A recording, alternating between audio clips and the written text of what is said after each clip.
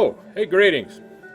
It's Leroy again, and I want to talk to you about how we can continue to record and produce videos for our class, or even synchronous discussions if we so desire. What I want to talk about today, let me go ahead and clear my screen from Spotify. I have Spotify on here. Love to be able to listen to music while I'm at work. I have it on my mobile devices as well. It's not too bad. I'll give you a whole my idea of music in the classroom as well. Not in this video, of course, but at some point. What I want to do is I want to talk about first YouTube. We have YouTube. The campus has a Vimeo account, which is fine.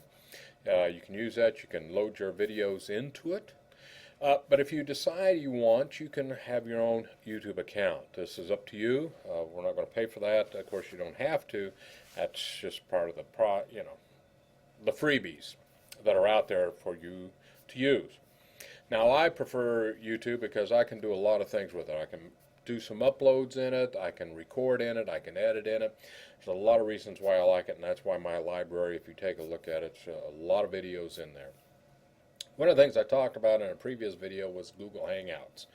And this is what's interesting here is that YouTube, because YouTube is part of the Google, Gmail, all of that. If you have a Gmail account, you have a Google account, you also have a YouTube account. There's a lot of tools that's available to you.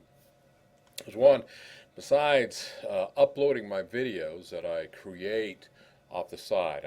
Let's say I create a video using Windows Movie Maker or some other product that I'm using. I can upload those into YouTube. I can make my edits and add some things to it. I can also import from Google Plus. If I do videos within Google Plus, I can import those. If I am using Google Hangouts, I can broadcast straight from here in YouTube. That means I capture it. I can also put my photos in there if I want to create a slideshow. And then, in many cases, I record from here. I can just do my recording right into YouTube and not have to deal with any external software, anything like that. So for instance, if I decided I want to do a Google Hangout, I can broadcast it straight from YouTube. And what that also does is now it captures my discussion. Now, in this discussion, what I want to talk about is when you're using Google Hangouts, how many times have you wanted to have that guest speaker come in, or maybe you know somebody that you want to have talk to your class, but they're in California. They're in Maine, maybe they're in England somewhere, maybe down in Florida. One of the topics that I plan on discussing in a video here shortly is the virtual field trip. But here I want to talk about the virtual guest lecture. And I found out about this a long time ago.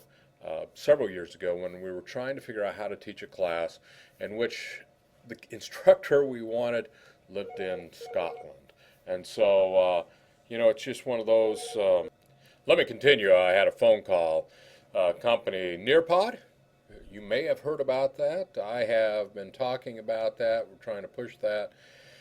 And it's really a point of, what do I say to the vendors when they call saying, are you ready to launch this out? Are you ready to use your mobile devices?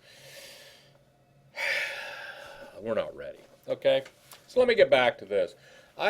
We had the instructor. He lived in Scotland, and we wanted to use him in a course. It's restoration. Course in restoration and construction, and we wanted to use him, but the only way we were going to be able to do it is either take the class to Scotland or find a way that we could record, actually live record, be able to have some discussions with him so he could talk us through some issues. And so we looked at that and the possibility.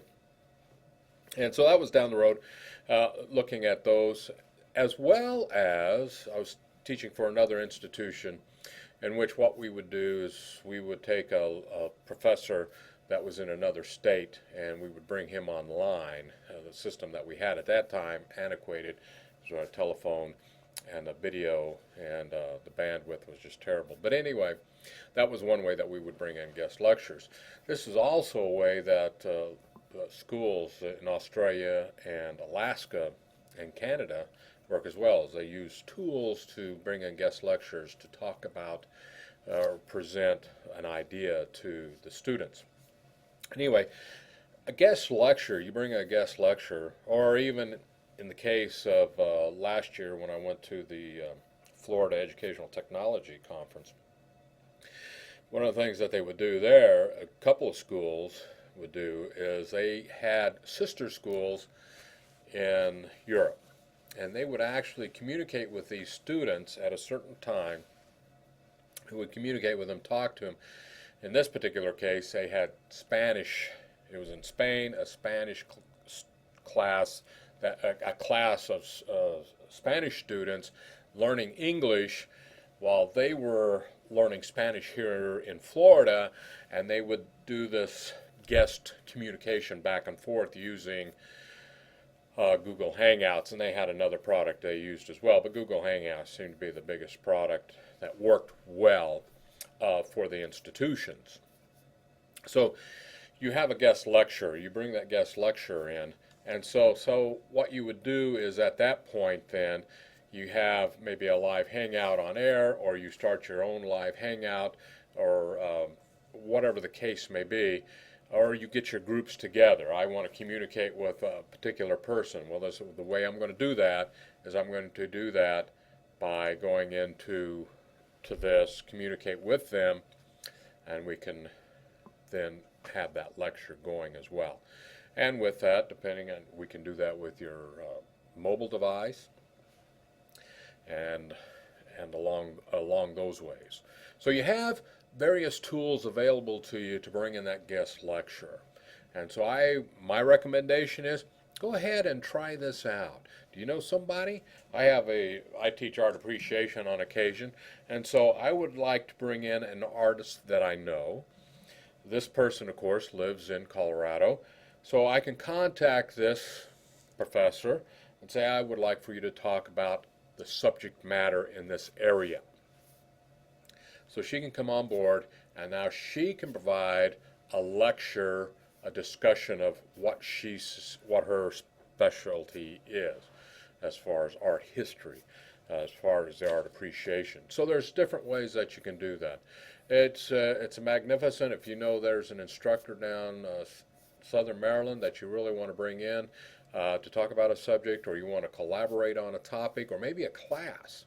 Maybe we're looking at let's bring in a history class, and let's say the course is discussing the American Revolution, where now at this point maybe I can take a school that's on the Eastern Shore and communicate with them, both these classes working together, collaboration, but you do this using be it one of the collaboration tools such as Hangouts that Google has. Anyway, I just want to bring that up to you. I'll let you know that this is a tool that's available. And again, it's free. That's what's always nice about these tools, is the fact that they are free, and we just want to make sure that everybody understands where they are. And as soon as I can get out of this, boy, it's one of those cases where when I'm working with these tools and I get excited, I move and I click on the wrong thing. I lose where's my stop button? Where's my pause button? But that's the way it is sometimes, and we have to deal with that. There's a lot of information out there about that as well. So anyway, have a good day.